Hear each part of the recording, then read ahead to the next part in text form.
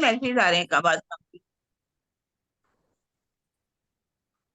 देखना के। पड़ेगा मुझे। कहाँ कहाँ है।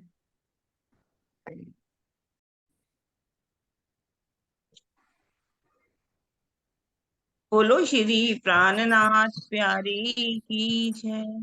बोलो श्री सतगुरु महाराज की जय। पन्ना धाम की जय। सर्व सुंदर साथ की जय।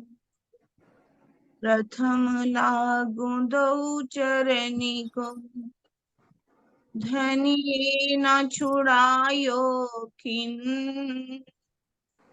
लाख तली लालेड़िया मेरे जीव के ही जीवन। इन पांव तले पड़ी रहूं धनी नजरी खोलो बातन। पलना वालों निरीखों नेत्रे मेरे जीव के यही जीवन। मेरे जीव के यही जीवन। बोलो श्री प्राणनाथ प्यारी की जय। बोलो श्री सतगुरु महाराज की जय। प्रणाम जी सुंदर साथ जी, आप सबके चरणों में कोटान कोट प्रणाम जी। अब हम कीर्तन शुरू करने से पहले हमारे बीच में है सुषमा जी, वो अपना भाव रखेंगी। सुषमा जी प्रणाम बेटा, प्रणाम जी। बोलो श्री परमात्मा प्यारे की जय। सतगुरु महाराज की जय। सर्व सुंदर साथी की जय।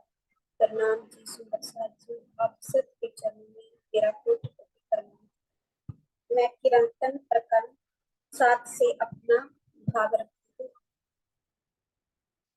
वो मेरी वासना तुम चलो आगम के पार। ओ मेरी वासना तुम चलो आगम के पार। अग में पार पार पार। अग में अपार पार पार। कहाँ है तेरा करार। ओ मेरी वासना तुम चलो आगम के पार।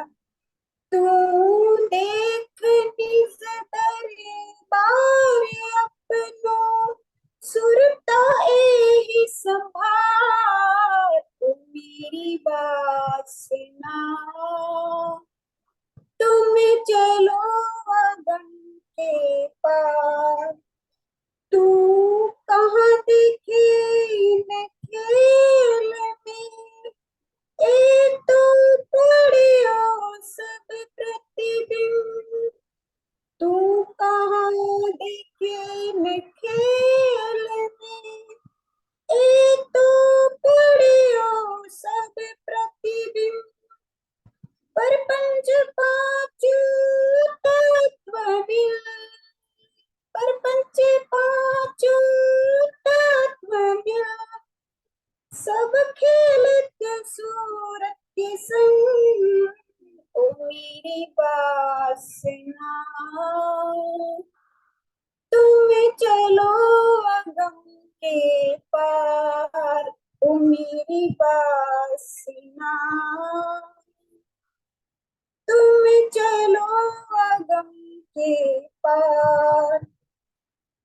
ए भरम बाजी रची राम बहुविधि संसार। ए भरम बाजी रची राम बहुविधि संसार। ए जुने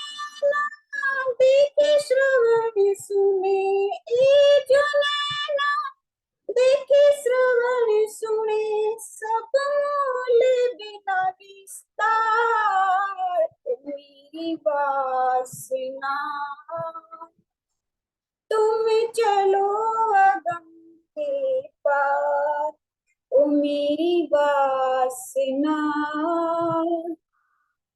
तुम चलो अगम के पार, एक तू देखे नाटक में मख को, अब करे कहाँ विचार।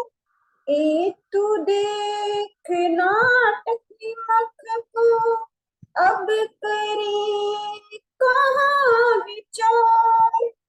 पाँव पल में उलझ ले, पाँव पल में उलझ ले, ब्राह्मण सुना निराकार, मेरी वासना। तुम चलो अगम के पार, ओ मेरी वासना। तुम चलो अगम के पार, अभी पार सुख क्यों प्रकाशिए, ये है अपनो विलास। अब पार सुख क्यों प्रकाशिए, ये है अपनो विलास।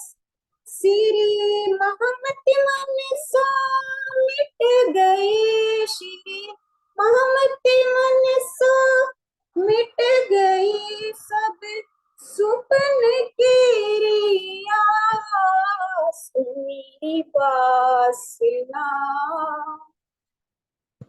तुम चलो अगम के पार, अग में पार पार पार, अग में पार पार पार, कहाँ है तेरो करार, मेरी वासना। तुम चलो अगम के पार, ओ मेरी वासना। तुम चलो अगम के पार। बोलो श्री प्राणनाथ प्यारे, प्रणाम जी, सुखदेव जी। अति सुंदर, बहुत सुंदर। ओ मेरी वासना, तुम चलो अगम के पार, अगम पार अपार पार, तहाँ है तेरो करार। तू देख निज दरबार अपनो, सुरता एही संभार। ये लाइन मुझे बहुत अच्छी लगी। तू कहाँ देखे इन खेलों में, तो पढ़े हो सब प्रपंच। सत्य देव। हम सबको मालूम है ये प्रपंच है, फिर भी हम इसमें कितना रुचि चुके हैं, मस्त हो रहे हैं, फिर भी हमें क्यों नहीं लग रहा प्रपंच लगना चाहिए। बहुत सुंदर भाव सुषमान जी ने हमारे सामने प्रस्तुत किया। अब हम चलते हैं अपना वाणी मंथन किरंतन ग्रंथ का। कल हम चल कर रहे थे पुरुष प्रकृति के बारे में। हाँ चलिए जी पाल दीदी, चौपाई लो क्या? आप कह रहे थे ना नहीं, कल पहले कराऊं। पहले लीजिए चपाई पे, पीछे प्रश्न। ठीक है, ये वाली कर लो। हाँ, हाँ, ये थोड़ा सा वाला। चपाई पे चले। ठीक है, ठीक है दीदी। हाँ जी सुंदर सा जी, प्रकरण हमारा चल रहा है दूसरा, है ना? चौपाई 11। जिन खिन में तत्व पांच समारे, नास करे खिन माही, ए कहाँ से उपाय कहाँ ले समाए, ए विचारत क्यों नाई। श्री महामती जी कह रहे हैं कि हे संत जनों, जो एक क्षण में पांच तत्वों को यह विस्तृत ब्रह्मांड खड़ा कर देता है तथा क्षण भर में ही महाप्रलय में लीन भी कर देता है, उसके विषय में आप क्यों नहीं सोचते कि ब्रह्म इन पांचों तत्वों को कहाँ से प्रकट करता है और कहाँ पर लीन कर देता है। फिर भावार्थ में बता रहे हैं कि जो वस्तुतः मोह तत्व ही निराकार का मंडल है, जिसमें ब्रह्म के संकल्प से क्षोभ पैदा होता है, परिणाम स्वरूप महतत्व और अहंकार की रचना होती है। इसमें पांचों तत्व प्रकट होते हैं और पुनः उसी में लीन हो जाते हैं। ब्रह्म का स्वरूप इस मोहमयी निराकार से परे है। हाँ जी दीदी। कल हम कर रहे थे ना, ये वही बात कह रहे हैं कि कैसे मोह तत्व बना, कैसे महातत्व बना, और फिर कैसे पांच तत्व, तीन गुण बन गए। मूल प्रकृति मोह अहम थे उपजे, तीनों गुण सो पांचों में पसरे, हुई अंधेरी 14 भवन। बहुत अच्छी छुपाई थी। मूल प्रकृति क्या है, मोह तत्व क्या है, महातत्व क्या है, अहंकार क्या है, पांच तीन गुण क्या है, पांच तत्व कहाँ से प्रकट होते हैं। एक ही 2 चरणों में सारी फिलोसफी सांख्य दर्शन की इसमें लिखी हुई। कल हमने किया था कार्य क्या है, कारण की, और उसके बाद रोधनी शक्ति, प्रणव ब्रह्म के बारे में हम कर चुके हैं ना। और हमने महातत्व के बाद अहंकार, महातत्व के बाद अहंकार कैसे पैदा होता है।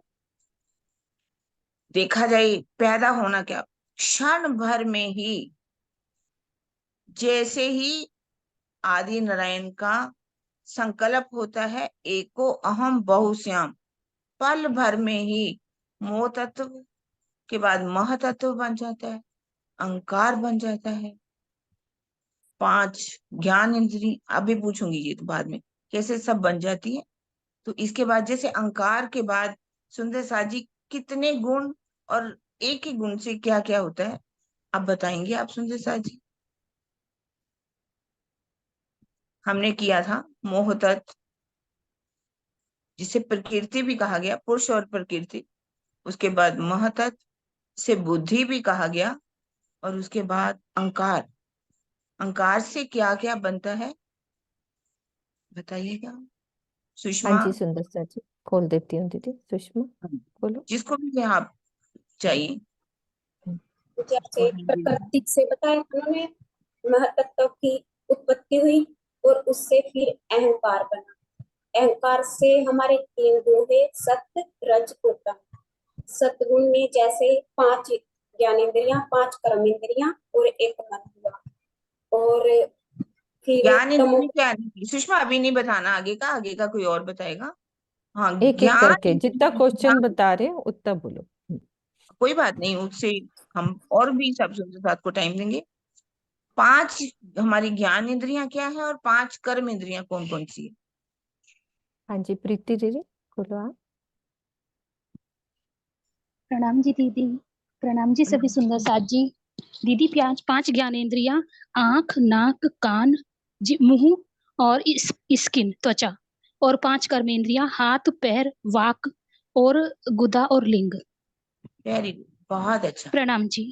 हाँ जी, प्रणाम जी प्रीति, प्रणाम जी। 10 बताए, और इसमें एक और चीज बताई थी, मन। कौन बताई। मन। हाँ, मन, मन। ओके, बहुत अच्छा बता दिया आपने, है ना।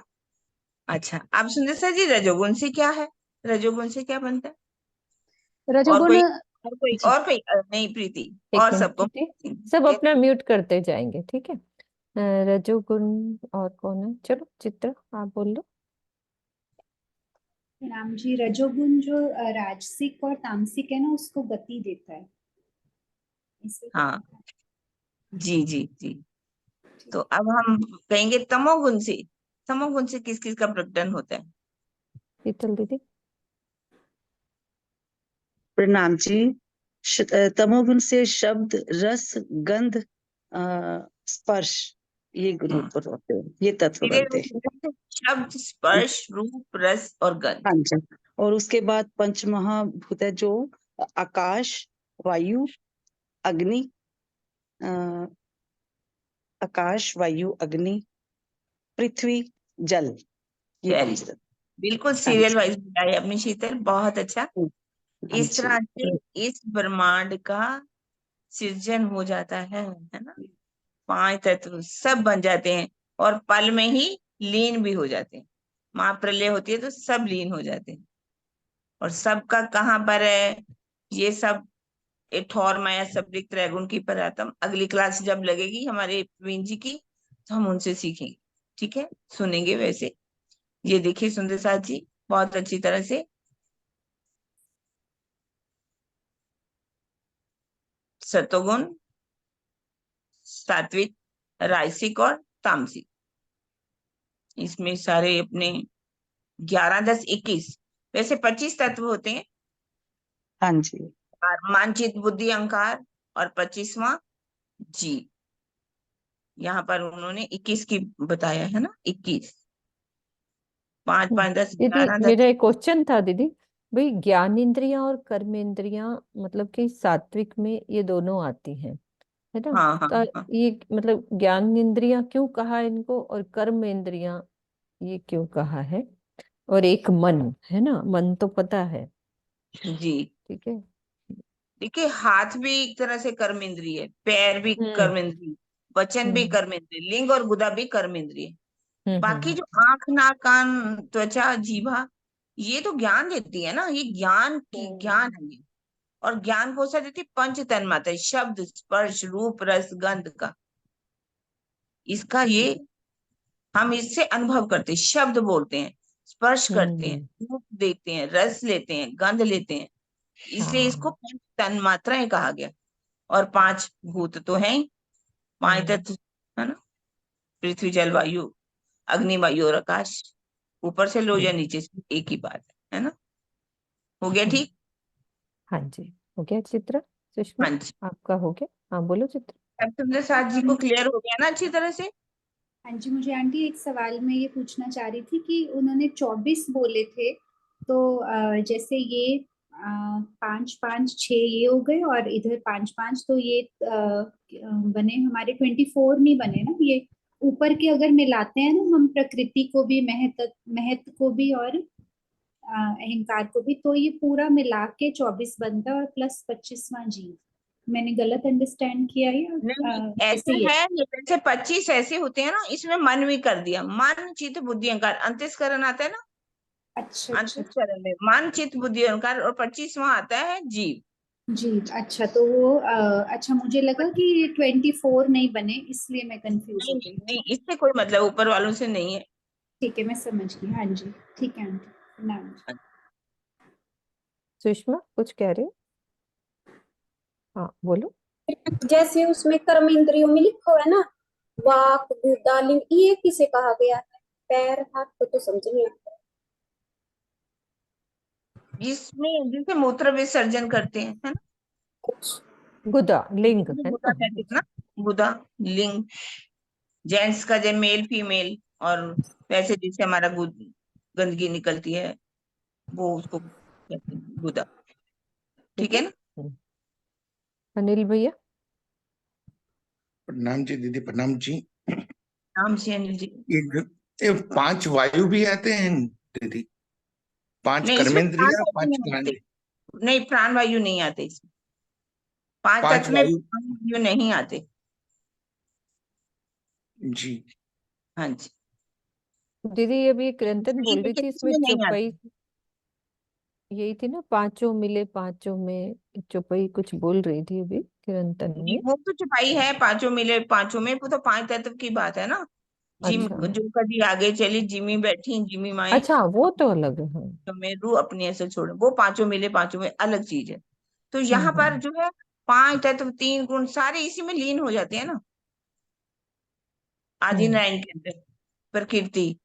फिर ये कहाँ चली जाती है, सुमंगला पुरुष, जहाँ पर इनका स्थान है, महाकारण, अव्यकृत के महाकारण, और जो सबलिका स्थूल है, वहां पर इनका स्थान है, ये वहीं पर चले जाते हैं।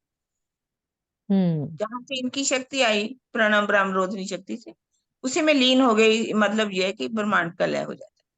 अक्षर हम्म। ब्राह्मी जब जो आदि है ना, जिसने ब्रह्मांड बनाया, जब वही समाप्त हो जाएगा, वो तो उसका ये सब स्वपन, जैसे ही समाप्त है। सुमंगला का स्वपन समाप्त होगा, उसी में लीन हो जाएंगे। इसी को कहा गया है कि सुमंगला के अंदर, सबलिक के अंदर इनका स्थान है। हम्म। ठोर माया सबलिक त्रैगुण की परातम। दीदी एक मेरा प्रश्न है, ये सब कुछ सबलिक में होगा या अव्यकृत में होगा? क्योंकि प्रणव शक्ति और रोधनी शक्ति से ही वो चेतन और जड़, ये आदि नारायण वगैरह बने, तो उसी में ही बने लीन थे। होना कहा गया है, तो उसी में लीन अच्छा, आज। हाँ ये जी। सबलिक का ही मन के तरह का स्वरूप है, प्रणव ब्रह्म और रोधनी शक्ति। तो अच्छा, सबलिक का अव्यकृत स्थान का। है, हाँ। अव्यकृत का महाकारण है, और सबलिक का स्थूल है। अच्छा, जो बस वही सबली का उसी को स्थूल है किया ना हो। शीतल हाँ दीदी, उसी हाँ को जी, हाँ जी, अव्यकृत का महाकारण बस कह वही देते ना, हैं। जो प्रणव शक्ति है वो सब अव्यकृत का ही महाकारण है, और सबली का स्थूल हो गया, हाँ, है ना, हम्म। असल उसी में पे वही कह रहा एक ही बात होगी, एक ही बात होगी ना। हाँ है जी। आया नहीं। असल में सुंदर साथ थोड़ा घबरा ना जाए, उनको लगा कि सुंदर साथ घबरा जाएंगे। वैसे तो ये चिदानंद लहरी से हाँ जी, सुमंगला हाँ जी। शक्ति के आगे प्रणव ब्रह्म रोधनी शक्ति। रोधनी हम्म, शक्ति जो प्रकृति को पैदा करती है मोह तत्व को, हाँ और जी, हाँ इसी के जी, अंदर प्रणव ब्रह्म का जो स्वप्निक रूप संकल्प लेता है, वो आदिनयन का रूप धारण कर लेता है। वो चेतन है, रोधनी शक्ति में वो जड़ है। चेतन हाँ। के जड़ हो जाता है हम्म, है ना। हाँ जी, ये प्रकृति भी तो जड़ ही है ना। हाँ जी, हाँ जी, प्रकृति भी जब जड़ तक ये तत्व है। ब्रह्मांड है वो जड़ को भी चेतन कर देते हैं, हाँ जी, वो है ना। जब तक ये ब्रह्मांड है, बाकी तो उसमें समाये जाएंगे। चलिए अब अगली छुपाई शुरू करते हैं। हम एक क्लियर होगी सुंदर साची छुपाई, है ना। हाँ जी, यही वाली ना, पांचों हाँ तत्व जी, प्रकट होते हैं और पुनः उसी में लीन हो बिल्कुल। जाते हैं, और ब्रह्म का स्वरूप इस मोहमयी निराकार निराकार से परे ये है, जो भी। निराकार से परे आगे ब्रह्म का स्वरूप है। लेते हैं आगे वाली चौपाई सुंदर साजी। सतगुरु साधो वाको कहिए, जो अगम की देवे गम, हद बेहद सबे समझावे, भाने मन को भरम। हे संत जनों, सदगुरु की पहचान करा रहे मामती जी कि सदगुरु वही है जो पर ब्रह्म का साक्षात्कार कराए, जिसे आज तक कोई भी मन बुद्धि से प्राप्त नहीं कर सका है। वह ही हद बेहद का ज्ञान दे सकता है तथा मन के सभी संशयों को समाप्त कर सकता है। श्री महामत कहे, गुरु सोई कीजे जो अलख के देवे लख, इन उल्टी से उल्टाए के, या प्रेमी करे सन्मुख। श्री महामती जी कहते हैं कि एकमात्र उसी को सदगुरु के रूप में स्वीकार करना चाहिए, जो उस इंद्रियातीत पर ब्रह्म की पहचान कराए तथा इस झूठी माया से चित्त को हटाकर प्रीतम के प्रेम में डुबोए और हमें प्रत्यक्ष अनुभव करा दे। तो सदगुरु की ये पहचान है। हाँ, प्रकरण हमारा चौथा चल रहा था वो सुंदर सा जी। तो प्रकरण चौथा समाप्त हुआ है, चौपाई हमारी 37।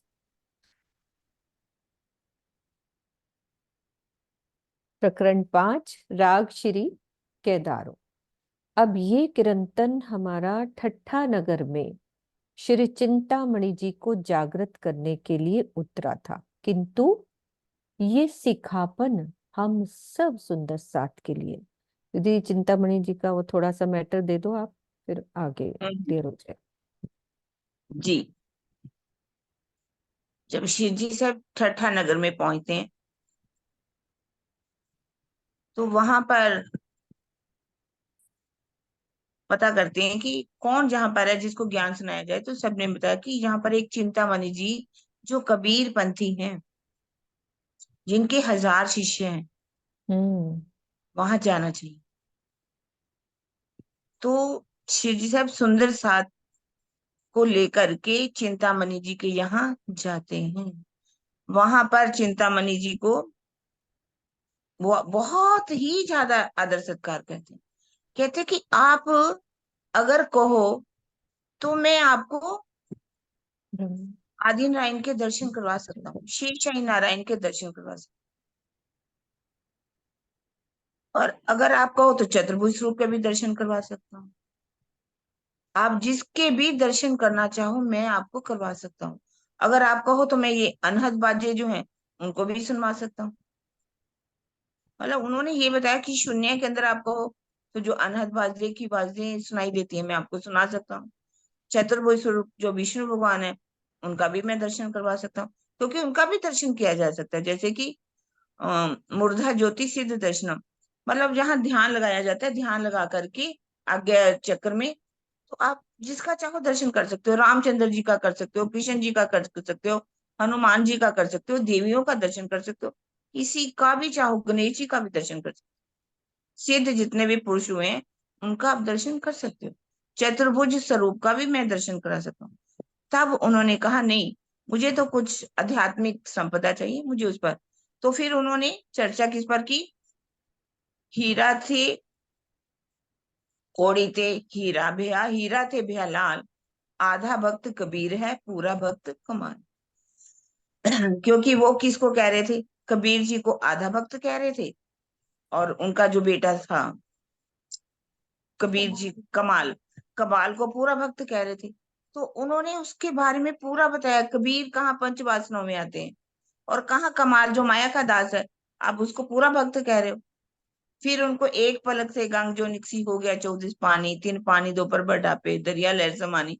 इसके ऊपर भी, दोहे के ऊपर पूरी तरह से चर्चा होती है। अभी टाइम लगेगा ना, इसलिए नहीं मैं करूंगी। चर्चा करके जब वहां से निकल जाते हैं, चिंतामणि जी ढूंढते ढूंढते वहां पर आ जाते हैं अपने अनुयायियों के साथ। वहां करके चर्चा हो रही होती है, शिव जी से बहुत चर्चा सुनाते हैं उनको। उसकी आत्म जागृत होने लगती है, सुनने लगता है। तो उनके जो भक्त थे वो सोचते हैं कि हमारे गुरु जी यहाँ करके बैठ गए, इनसे चर्चा सुन रहे हैं। तो एक दिन उन्होंने गादीपतियों की जैसे खंडनी होती है, तो उनकी खंडनी कर दी। तो चिंतामणि जी को बड़ा दुख सा हुआ। तो उन्होंने कहा, देखो शिव जी से, मैं आपको मानता हूँ कि आपका ज्ञान ऊंचा है, सब कुछ ठीक है, लेकिन आप मेरी कुछ जो भक्तों के बीच में इतना मेरे की खंडनी मत करो। उन्होंने कहा ठीक है, मैं क्यों खंडनी करूंगा आपकी? खंडनी में करूंगा भी तो इस तरह से पर्दे में करूंगा, जब तुम जानोगे जब मैं जानू, है ना। तो रात के समय ये प्रकरण उतरा, सुनो रे सत के वंजारे, एक बात कहूं समझाए। ये प्रकरण प्रातः काल जब उनको श्री जी साहब ने उतरा, वाणी दे दी। चिंतामणि ने पढ़ा, चिंतामणि जी थे जिनके अंदर वासना थी। तो उन्होंने कहा कि मारो काले कुत्ते को। मेरे अंदर अहंकार का ज्ञान रूपी एक कीड़ा था, कुत्ता बैठा हुआ था, इसको आपने अपने ज्ञान की लाठी से मार दिया। अब मेरी कोई अपनी मैं नहीं है, आप जितनी खंडनी चाहो करो। तो इस तरह से तब वो तारतम ले लेते हैं वहां पर सभी अपने अनुयायियों के साथ, तारतम वो सभी ले लेते हैं। और चिंतामणि जी की जल कर आगे चल करके देखेंगे बीतक के अंदर कितनी सेवा है चिंतामणि जी, आखिर तक उन्होंने सेवा की। तो ये प्रकरण वही हमें सिखापन दे रहा है कि जो आज थोड़ा सा ज्ञान लेकर के अपने आप को गादीपति बन जाते हैं और अपने बहुत अनुयायी बनाना चाहते हैं। कहते हैं कि घर की गृहस्थी को तो छोड़ देते हैं, छोटी आग को बुझा देते हैं, लेकिन बड़ी आग, ये एक फांसी का फंदा है। वो कहते हैं ना, रेशम का जो है वो गांठ खुलती नहीं है, ये ऐसा एक रेशम का फंदा है। जब लोकेशना वितेशना दारेशना सारी इच्छाएं हम अंदर जागृत होती, उनको मारने के लिए कैसे ये प्रकरण वहां पर उतरा, उसके भाव हम सुनेंगे। सुनो रे सत के पंचायत। हाँ जी, शुरू करते हैं सुंदर सा जी। सुनो रे सत के बंजारे, एक बात कहूं समझाई। या फंद बाजी रची माया की, तामे सब कोई रहा उर जाई। सत्य के व्यापारियों, महामती जी कह रहे हैं कि सत्य के व्यापारियों अर्थात पर ब्रह्म को पाने की राह पर कदम बढ़ाने वालों, मैं आपको एक बात समझा कर कह रहा हूं, उसे ध्यान पूर्वक सुनिए। ये संसार बाजीगर की खेल की तरह माया का ऐसा फंदा है जिसमें हर कोई उलझा हुआ है। आटी आन के फांसी लगाई, वे भी उल्टिए दई उल्टाई। बंद पर बंद दिए बिद बिद के, सो खोली किन्हू न जाई। इस माया ने क्या किया हुआ है? जीव को तृष्णा की गांठ देकर, उदाहरण दे रहे हैं कि इस माया ने जीव को तृष्णा की गांठ देकर मौत की फांसी लगा रखी है। और क्या किया है? साथ ही विषयों में उल्टा लटका रखा है। काम, क्रोध, मद, मोह, लोभ तथा मत्सर यानी ईर्ष्या के अनेक बंधनों से इस प्रकार बांध दिया गया है जिसे कोई भी खोल नहीं पाता। फांसी का फंदा दिया ना दीदी, एक उदाहरण की तरह से। भावार्थ बता रहे हैं कि मायावी सुखों की तृष्णा ही समस्त दुखों का मूल है, जिसके कारण जीव जन्म मरण के चक्कर में भटकता रहता है। विषयों में फंसने के बाद दलदल में फंसने जैसी स्थिति बन जाती है।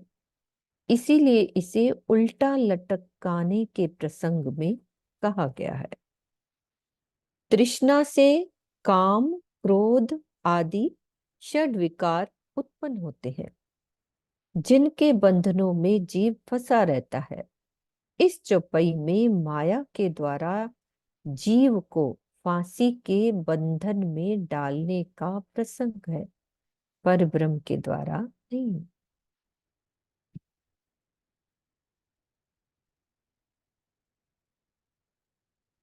समझ आ गई ना सुंदर सा जी? सुखों की चाहना ही विषय विकारों में फंसा देती है। विषय विकार ऐसी दलदल में फंसा देते हैं कि उसमें से कोई नहीं निकलता। काम, क्रोध, लोभ, मोह, अहंकार का कारण ही तृष्णाएं हैं। तृष्णा की जितनी जितनी चाहना बढ़ती जाती है, वैसे वैसे ही विषय विकारों में जीव फंसता चला जाता है। इंद्रियों के कारण भी, ये इंद्रियों के कारण ही तो फंसते हैं। इंद्रियां ही तो चाहेंगी ये सुख ले लूं, ये सुख ले लूं, ये खा लूं, ये पी लूं। और ये विषयों का दलदल ऐसे है, जब नहीं मिलती तो काम पैदा होता है, क्रोध आता है, लोभ आता है, मोह आता है। सबकी जड़ में ये सुखों का ये चाहना है, सुखों की तृष्णा है। तृष्णा ना जीर्णा वै में जीर्णा, भोगा ना भुगता वै में भुगता। भोग भोग कभी बूढ़े नहीं होते, हम ही बूढ़े हो जाते हैं। तृष्णा कभी बूढ़ी नहीं होती, हम ही बूढ़े नहीं बूढ़े हो जाते हैं। तपो ने हमें नहीं तपाते, हाँ तपो तप हमें ही तपा देते हैं। हम कोई सोचे तप कर ले, लेकिन उससे कुछ नहीं होता, तप हमें ही तपा डालते हैं। और कहते तृष्णा ना जीर्णा वे में जीर्णा, तृष्णा कभी बूढ़ी नहीं होती, हम ही बूढ़े हो जाते। और ये सारी विषय विकारों में फंसाने का मतलब है कि 84 लाख योनियों की दलदल में फंस जाना, उसमें से निकल नहीं पाता। ये सिर्फ चाहनाएं हैं जो है हमें तरह तरह से फंसाती रहती है माया में, माया में फंसाने वाली बात। नाम प्रणाम जी। 14 भवन लग एही अंधेरी, झूठे को खेल झुटाई, प्रगट नास व्यास पुकारे, सुखदेव साख बुराई। पाताल से बैकुंठ तक माया का अंधकार छाया हुआ है। माया के जीवों को संसार का ये झूठा खेल अच्छा लगता है।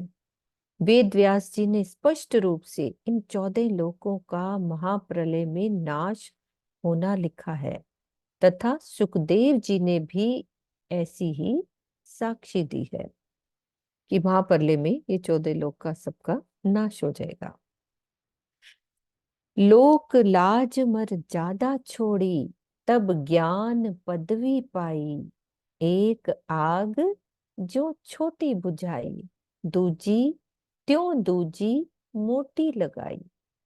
फिर क्या कह रहे हैं कि तुमने लोक लज्जा तथा कर्म कांड की मर्यादाओं को छोड़कर ज्ञानी कहलाने की शोभा पाई है। गृहस्थी की छोटी आग को तो तुमने बुझा दिया, किंतु महंती यानी गद्दी की दूसरी बड़ी आग को गले से लिपटा लिया है।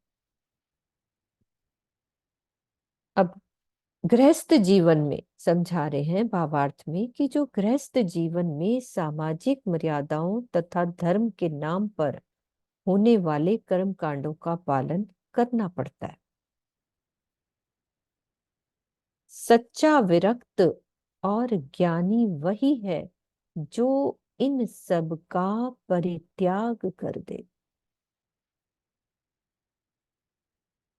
महंत बनने के बाद सांसारिक प्रतिष्ठा।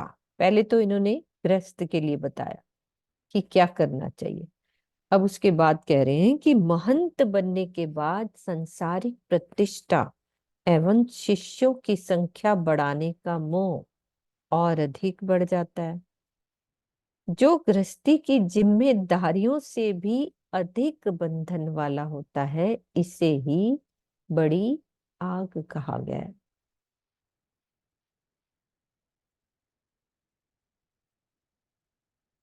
कोट सेवक करो नाम निकालो, इष्ट चलाओ बढ़ाई, सेवा कराओ सतगुरु कहलाओ, पर अलख न देवे लखाई। भले ही तुम्हारे करोड़ों सेवक बन जाए, बड़ी बड़ी उपाधियों से सुशोभित तुम्हारा नामकरण हो, अपने नाम का पंथ भी चला लो तथा संसार में सतगुरु कहलाकर सेवा भी कराओ, फिर भी इन चीजों से सच्चिदानंद पर ब्रह्म मिलने वाले नहीं है।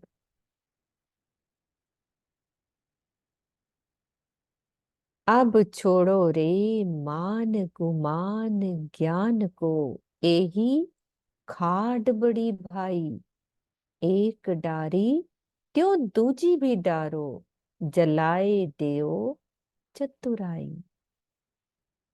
अब महामती जी कह रहे हैं कि हे चिंतामणि, तो ये तो हम सब के लिए ना, ऊपर ही कह दिया कि हम सुंदर साथ को क्या कह रहे हैं कि अब तुम प्रतिष्ठा की चाहना तथा ज्ञान के अभिमान को छोड़ दो।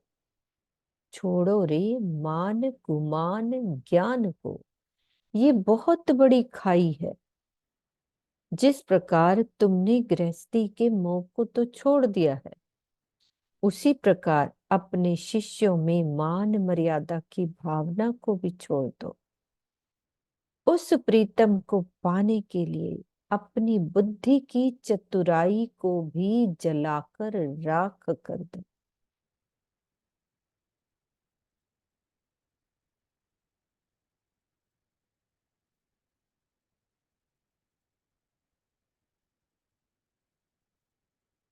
शास्त्र पुराण पेख पंथ खोजो, इन पैंडों में पाइए नाही, सतगुरु न्यारा रहत सकल थे, कोई एक कुली में काहे। तुम भले ही शास्त्रों और पुराणों के विद्वानों, तरह तरह की वेशभूषा धारण करने वाले महात्मा और विभिन्न पंथों में खोजते रहो, लेकिन सतगुरु का स्वरूप नहीं मिलेगा। सतगुरु का स्वरूप इन सबसे अलग ही होता है। वास्तविक सतगुरु तो इस कलयुग में कहीं एक ही होगा। वो कौन होगा? जो अलख की देवे लख, इन उल्टी से उल्टाए के पिया प्रेमी करे सन्मुख। सत चाहो सो सब दाचीनो, सो आप न देवे दिखाई, जिन पाया तिन माहे समाया, राखत जोर छिपाई। महामती जी हमें समझा रहे हैं कि यदि तुम परम सत्य को पाना चाहते हो तो ज्ञान के अमृतमयी शब्दों को पहचानो। शब्दों से ही उनके वास्तविक स्वरूप की पहचान होती है। सद्गुरु का स्वरूप किसी प्रचलित वेशभूषा के बंधनों में बंधा हुआ नहीं दिखाई देता। सद्गुरु के जिस स्वरूप ने प्रीतम पर ब्रह्म को पा लिया होता है, सतगुरु के जिस स्वरूप ने प्रीतम पर ब्रह्म को पा लिया होता है, वो उनके प्रेम में ही डूबा होता है। ऐसे सदगुरु अपनी अध्यात्म संपदा को मायावी लोगों से छिपाकर ही रखते हैं। वे किसी भी प्रकार का सिद्धि प्रदर्शन नहीं करते हैं। क्या कहना चाह रहे हैं दीदी?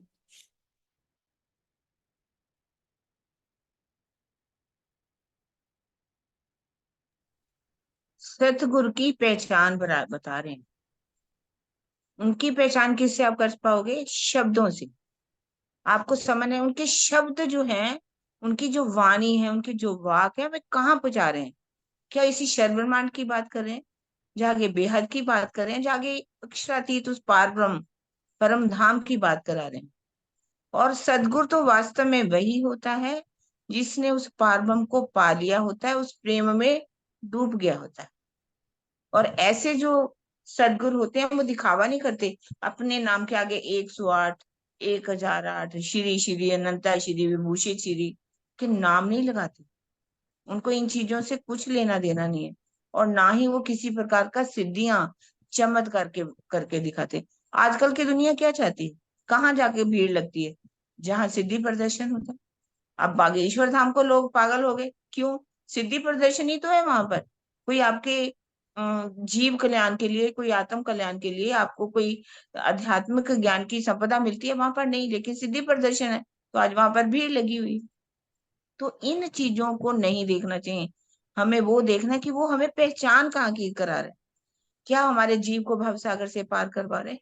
क्या वो हमें उस अखंड घर की पहचान करवा रहा है, या उसके धाम की क्या है, स्वरूप की लीला की पहचान करा रहा है? इन बातों को देखना चाहिए।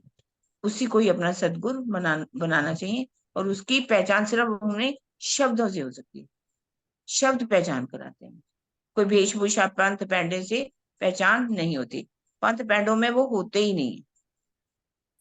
ठीक है। सुधे सुध सबे पाइये शब्दों से, जो होवे मूल सगाई। खिन एक बिलम ना कीजिए, तब तो लीजे जीव जगाई। यदि परम धाम का मूल संबंध है, तो सदगुरु के शब्दों से ही परम सत्य की पहचान हो सकती है। ऐसी स्थिति में एक क्षण की भी देरी किए बिना अपने जीव को जागृत कर लेना चाहिए। पर मनुआ दिए बिन हाथ ना आवे, कह रहे कि ये कैसे होगा। सत्य की बड़ी ठकुराई, और उपाय या को कोई नहीं, जिन देवे आप बढ़ाई। सतगुरु तथा प्रीतम परब्रह्म की बहुत बड़ी महिमा है। मन का समर्पण किए बिना ना तो सतगुरु को ही रिझाया जा सकता है, और न अपने प्रीतम को ही पाया जा सकता है। समर्पण के अतिरिक्त अन्य कोई भी मार्ग नहीं है, और उपाय या को कोई नहीं। यदि तुम उस लक्ष्य को पाना चाहते हो, तो अपनी बड़ाई के चक्कर में न पड़ो, जिन देवे आप बढ़ाई। श्री महामत कहे सावचेत होइयो, मिलिया है अंकुरों आई। झूठी छूटे साची पाइये, सतगुरु लीजे रिझाई। अब महामत जी कह रहे हैं कि हे चिंतामणि, हे सुंदर साथ जी, सावधान हो जाइए। तुम्हारे अंदर परम धाम का अंकुर होने कारण ही तुम्हें सतगुरु स्वरूप में प्रीतम पर ब्रह्म मिले हैं। तुम झूठी माया को छोड़कर अखंड ब्रह्म ज्ञान प्राप्त करो, और अपने सतगुरु को रिझा लो।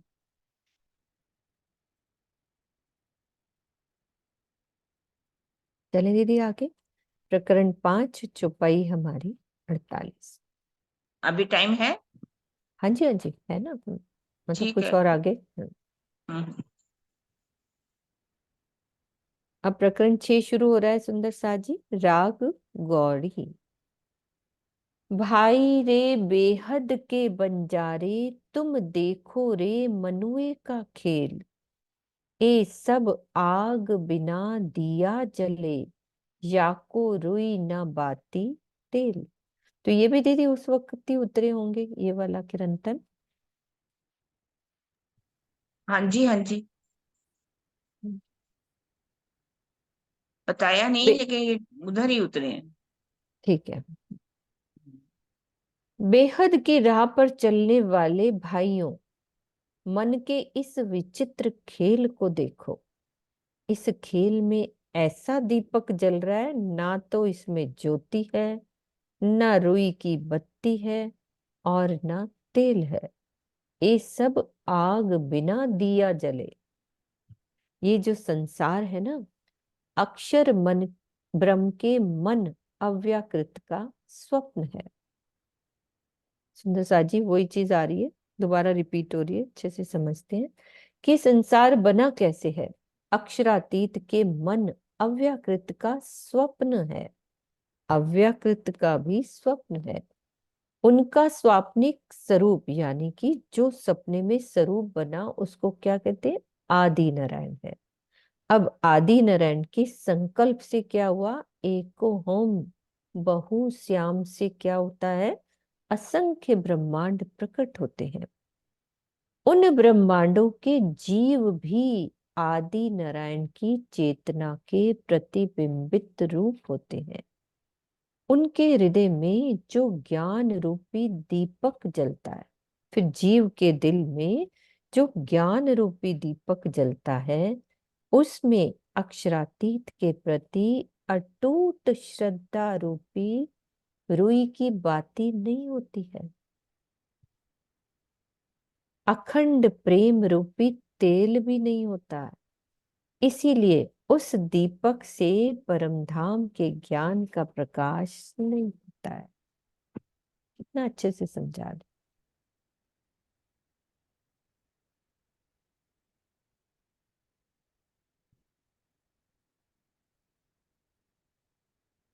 चारों तरफों 14 लोकों बैकुंठ लग पाताल, फूल पात फल नहीं, या दरखत को काष्ठ त्वचा मूल न डाल।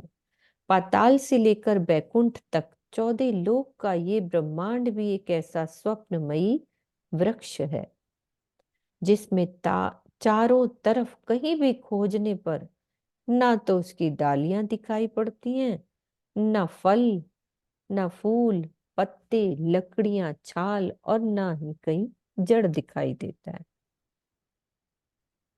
जिस प्रकार स्वप्न देखते समय एक सुंदर वृक्ष में फल, फूल, पत्तों तथा डालियों की विचित्र शोभा होती है, और सपना टूटते ही वृक्ष का अस्तित्व समाप्त हो जाता है, उसी प्रकार 14 लोक का ये ब्रह्मांड भी एक खूबसूरत स्वप्नमयी वृक्ष है। 14 लोक के मनोरम दृश्य, जो भी यहाँ मनोरम दृश्य होते हैं, वो उसके फूल और पत्ते आदि हैं। जिस प्रकार स्वप्न टूटने के बाद वृक्ष का कुछ भी अस्तित्व नहीं होता, उसी प्रकार महाप्रलय में इस सुंदर दिखाई देने वाले ब्रह्मांड का भी कोई नामो निशान नहीं रहेगा।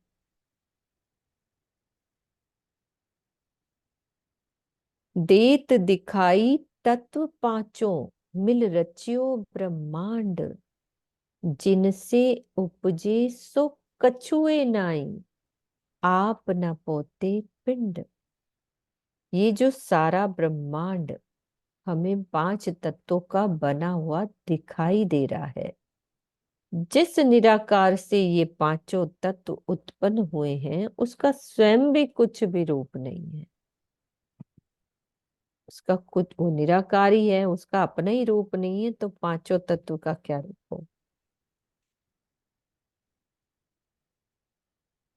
नहीं पिंड पोते हाथ पांव भी नाही, नाटक नाच दिखावे, मुख न जुबा कछु नहीं या को, और बानी विविध पेरे गावे। सुना दीदी? इस निराकार का ना तो कोई शरीर है, ठीक है, और ना हाथ पैर, फिर भी संसार में जो कुछ नाटक आदि दिखाई पड़ रहा है, सब इसी का है। अब निराकार का ना तो कोई मुख है और ना वाणी है, फिर भी संसार में अनेक धर्म ग्रंथों का गायन हो रहा है। ये कितनी बड़ी देवी एक ब्रह्मांड बन गया है कुछ भी नहीं। निराकार को क्या कहते हैं? मोह तत्व और अहंकार से पांचों तत्वों की उत्पत्ति होती है।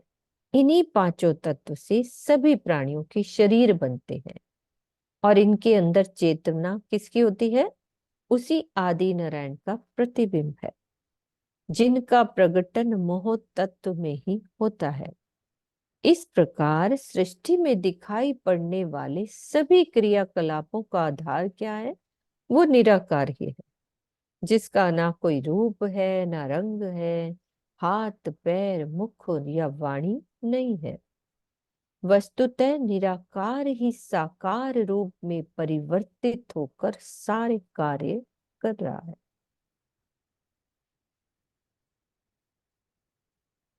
आत्म नारायण नाचत बुद्ध ब्रह्म, पूरा समझा रहे। निस दिन फिरे नारद मन, विराट नटवा नाचत विद विद सो, नचवत व्यास करम। इस संसार के प्राणियों में किसकी चेतना है? आदि नारायण की है। स्वप्नमयी बुद्धि चारों वेदों के ज्ञाता ब्रह्मा जी की है, तथा नारद जी की तरह हमेशा चलायमान रहने वाला ये मन है। इस प्रकार ये सारा ब्रह्मांड ही नाटक की नृत्य लीला में संलग्न है। वेद व्यास जी के नाम से बने हुए कर्म कांड के ग्रंथों के जाल में सभी फंसे हुए हैं।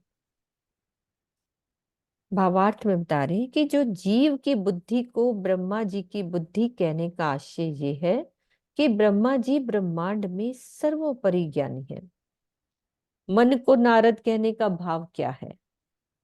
जिस प्रकार नारद जी कहीं भी एक स्थान पर अधिक समय तक नहीं रहते, उसी प्रकार ये जो मन है ना, अधिक समय तक कहीं भी स्थिर नहीं रहता।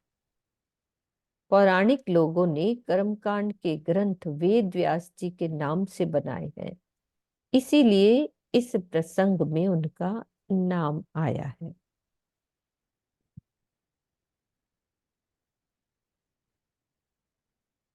ए मनुए की बाजी, बाजी में मनुआ,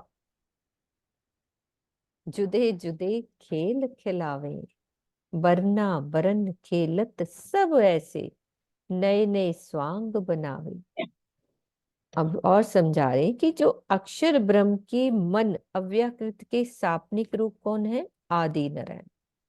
क्या करते हैं? सृष्टि में तरह तरह के खेल कर रहे हैं और उनके बनाए हुए इस खेल में सभी वर्गों के लोग नए नए स्वांग बनाकर नाटक की लीला कर रहे हैं।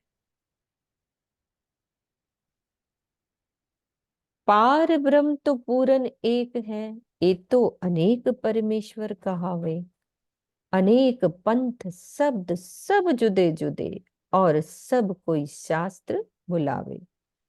पूर्ण ब्रह्म सच्चिदानंद तो एक ही है, किंतु इन लोगों ने अलग अलग अनेक परमात्मा की कल्पना कर ली है। सबके अपने अपने पंथ और ग्रंथ हैं तथा सभी अपने ही ग्रंथ को धर्मशास्त्र मानते हैं।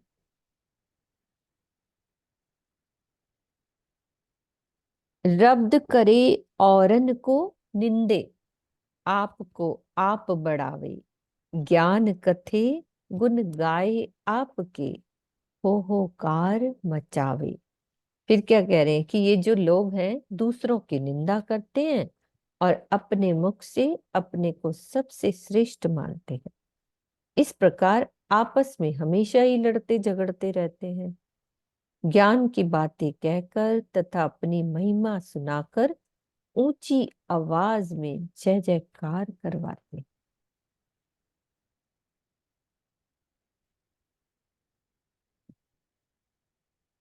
दुबधा दिल में अवगुण ढूंढे, गुण चित्त सो न लगावे, भटकत फिरे भरम में भूले, अंग में आग धखावे। उनके दिल में क्या होता है? हमेशा दुविधा की स्थिति बनी रहती है। दूसरों में केवल अवगुण ढूंढने में ही उन्हें रस आता है। दूसरों की अच्छाई को वे कभी दिल में नहीं रखते। इस प्रकार के लोग हमेशा ही संशय में डूबकर संसार में भटकते रहते हैं और ईर्ष्या की अग्नि में जलते रहते हैं। केते आप कहावे परमेश्वर, केते करत हैं पूजा, साध सेवक होए आगे बैठे, कहे या बिन कोई नहीं दूजा। इसमें से तो कोई ऐसे भी हैं जो स्वयं को क्या कहते हैं, पूर्ण ब्रह्म परमात्मा के रूप में घोषित कर देते हैं, और कुछ लोग उनको परमात्मा का स्वरूप मानकर पूजने भी लगते हैं। कुछ साधु उनकी सेवा में हमेशा लगे रहते हैं और इस प्रकार का प्रचार करते हैं कि हमारे गुरुदेव के समान इस ब्रह्मांड में कोई दूसरा श्रेष्ठ व्यक्ति है ही नहीं। ये सब हो रहा है समाज में। शास्त्र शब्द को अर्थ न सूझे, मत लिए चलत अहंकार, आप न चीने घर न सूझे, यो खेलत मांझ अंधार। सुंदर सा जी, नींद तो नहीं आ रही? पानी पी लो सब, क्योंकि लगातार चुपाई हो रही है ना। इन लोगों को शास्त्रों के कथनों का अभिप्राय मालूम ही नहीं होता, किंतु अहंकार में मग्न होकर अपने संप्रदाय विशेष का ही पोषण करते हैं। उन्हें यथार्थ सत्य से कुछ भी लेना देना नहीं होता, ना तो उन्हें अपने निज स्वरूप की पहचान होती है और ना ही घर की। इस प्रकार के लोग हमेशा ही अज्ञानता के अंधकार में भटकते रहते हैं। बाजी एक दिखाऊं दूजी, खेलत है उजियारे, भेख बनाए के नाचत सन्मुख, एक ठाठ लिए चारे। ये तो उन सामान्य लोगों की बात हुई, जो बात करी ना उन्होंने, कि ये तो एक सामान्य लोगों की बात हुई जो ज्ञानता के अंधकार में माया में खेल रहे हैं। आप क्या कह रहे हैं कि मैं उनकी लीला दिखा रहा हूं जो ज्ञान के उजाले में होकर अलग अलग रूपों में खेल कर रहे हैं, और संसार में उनकी शोभा भी बहुत अधिक है।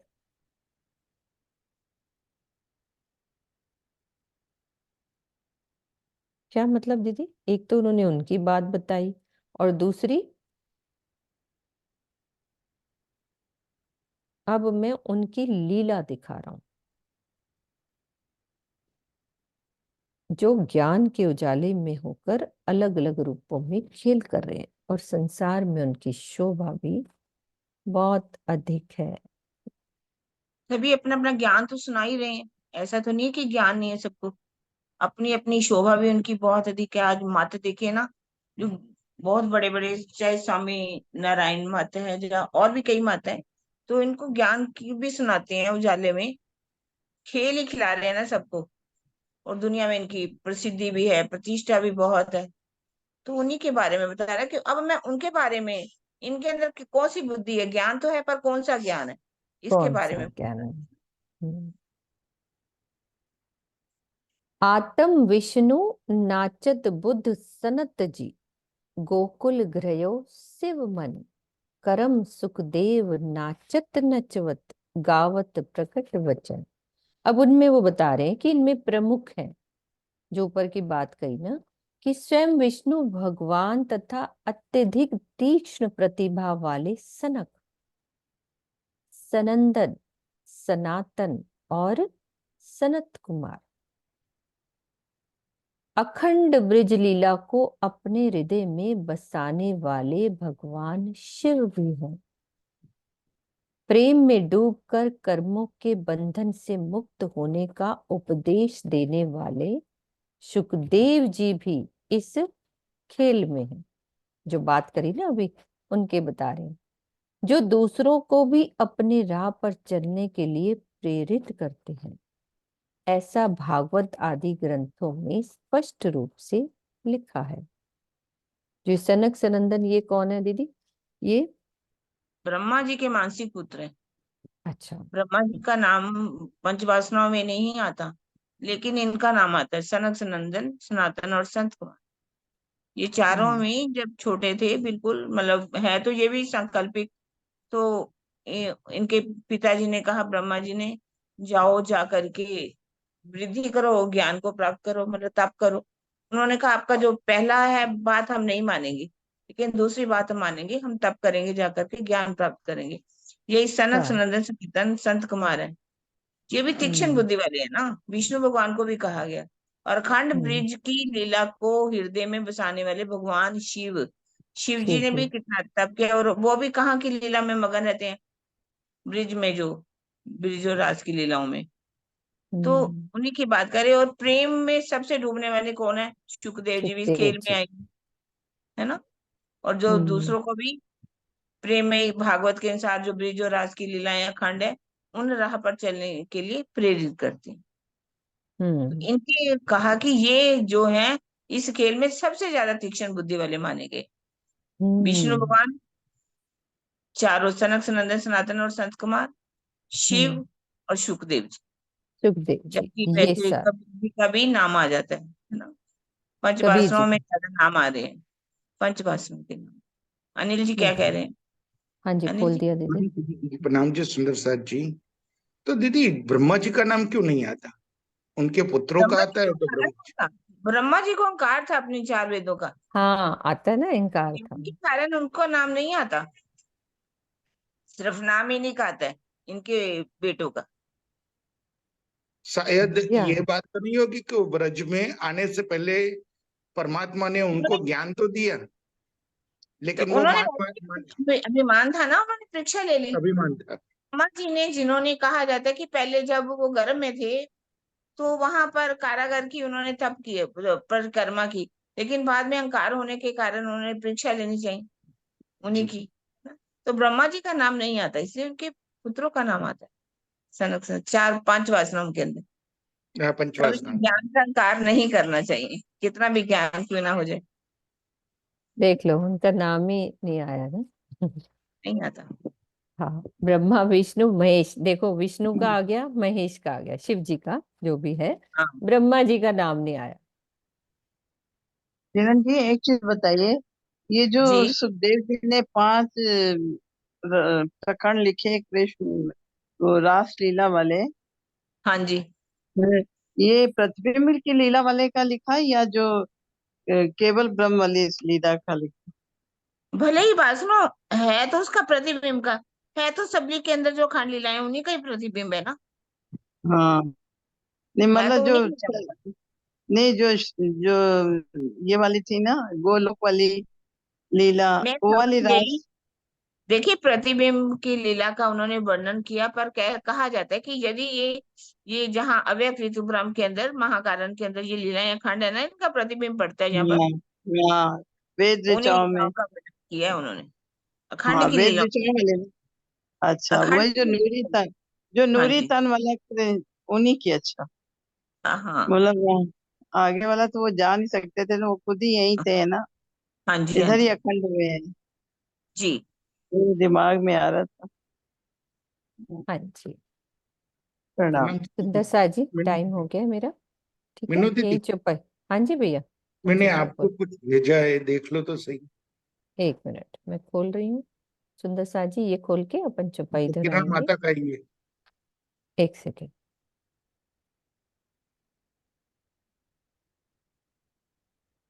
अच्छा, वीडियो भेजा है कुछ? हाँ जी। ओके। ओके, इसको चलाऊं? हाँ जी, अभी जो ओके किरण। समझाया माता जी ने वही है। ओके सुंदर सा जी, एक बारी मैं चलाती हूँ, ये शेयर करती हूँ। ये किरण दीदी ने हमें समझाया हुआ है।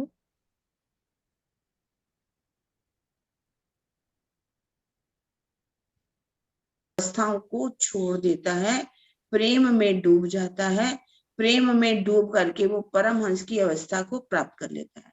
इसमें जो बात कही गई है, स्थूल, सूक्ष्म, कारण और महाकारण, जिसको आपने कहा था कि थोड़ा सा समझा दीजिए, तो मैंने इसको नक्शे के द्वारा बना करके दे दिया है। सुंदर सा जी, आप इसको बहुत आसानी से समझ सकते हैं।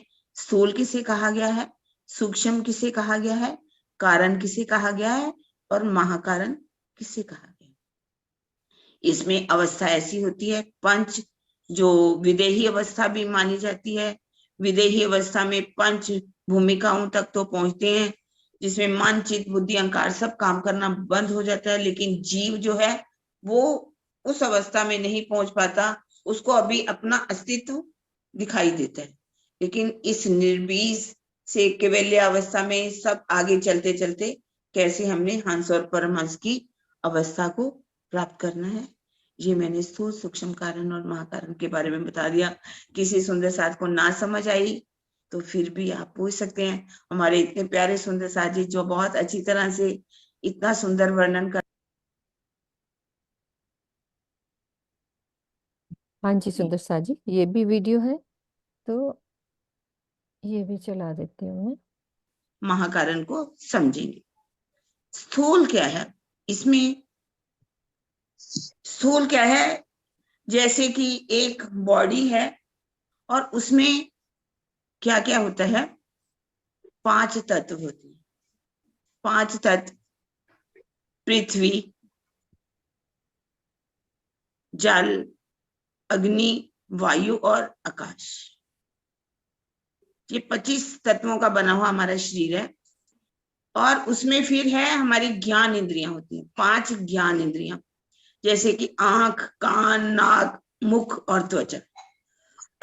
और 5 होती हैं कर्म इंद्रियां, मुख, हाथ, पैर, लिंग और गुदा। ये हमारी क्या है, 5 क्या है, कर्म इंद्रिय। ये हो गए 15।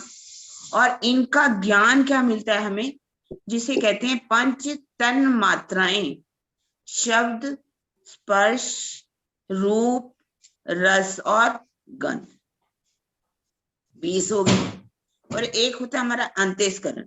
अंतःस्करण में भी 4 आते हैं, मन, चित्त, बुद्धि और अहंकार। ठीक है। और 25वां हमारा क्या आता है, जीव। ये 25 माने गए हैं तत्व, जिसे कहा गया है। और ये सभी जब मिल जाते हैं तो एक क्या कहलाता है, स्थूल, जिसमें 5 तत्व, 5 ज्ञान इंद्रियां, 5 कर्म इंद्रियां, 5 तन मात्राएं, अंतःस्करण और जीव। अब ये सब मिलकर के हैं स्थूल। इसके आगे हमने समझना है सूक्ष्म किसे कहा गया। सूक्ष्म में क्या है, हमारा 5 तत्व का शरीर। जब हम जैसे ध्यान भी लगाते हैं तो जब तक हम पंच तत्व को भूल नहीं जाते, पंच तत्व को छोड़ते नहीं हैं, तो हम सूक्ष्म में नहीं पहुंच सकते। यहाँ हमने अपने 5 तत्व पृथ्वी, जल, वायु, अग्नि और आकाश जो है, इसको छोड़ना पड़ेगा। जब इसको हम छोड़ देते हैं तो सूक्ष्म में चले जाते हैं। लेकिन सूक्ष्म में अभी ज्ञान इंद्रियां भी हैं, कर्म इंद्रियां भी हैं, तन मात्राएं भी हैं, अंतःस्करण भी है और जीव भी। ये है हमारा सूक्ष्म। लेकिन जब हम कारण में पहुंचते हैं तो कारण में 5 तत्व भी खत्म हो जाते हैं, ज्ञान इंद्रियां भी खत्म हो जाती हैं, कर्म इंद्रियां भी समाप्त हो जाती हैं, और हमारे तन मात्राएं, शब्द, स्पर्श, रूप, रस, गंध, ये सब काम करना बंद कर देते और हम पहुंच जाते कारण के अंदर। लेकिन कारण में अभी क्या है, अंतःस्करण है, मन भी है, चित्त भी है, बुद्धि भी है और अहंकार भी है और जीव तो है। ये हम पहुंच गए कारण में। लेकिन जब हम महाकारण में पहुंचेंगे तो महाकारण में मन, चित्त, बुद्धि और अहंकार ये भी काम करना बंद कर देगा। मन से मनन करते हैं, जैसे हम कुछ नहीं, चित्त में चिंतन, ये भी कुछ नहीं, और बुद्धि में विवेक करना, वो भी बंद कर देती। मैं हूं, अहम जो है, ये भी समाप्त हो जाता। तो ये हमारा कारण, अंतःस्करण, ये भी समाप्त जब होता है तो जीव जो है महाकारण में आ जाता है और जीव उस समय शुद्ध अवस्था में आ जाता है।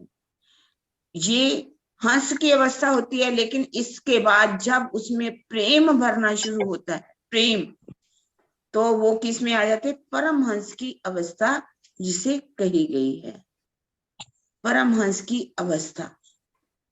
तो वो है हमारी अवस्था ऐसी जिसमें कहा गया है, परमहंस बिन कौन कहे, जिन तजे है तीन शरीर, महामत कहे महादिशा धनी की, कोई कर दियो जुदे खीर और नीर। नीर। क्या मतलब कि अब जो जीव है इन सब अवस्थाओं को छोड़ देता है, प्रेम में डूब जाता है, प्रेम में डूब करके वो परमहंस की अवस्था को प्राप्त कर लेता है।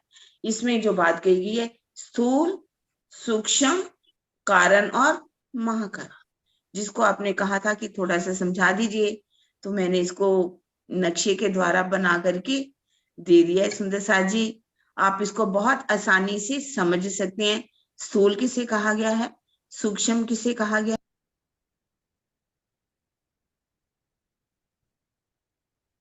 हाँ जी सुंदर साथ जी, बहुत अच्छे से समझाया दीदी ने। अभी हम चौपाई दोहरा लेते हैं यहाँ पे। अनिल भैया की सेवाएं हमारी ढूंढ ढूंढ कर लाते हैं मोती।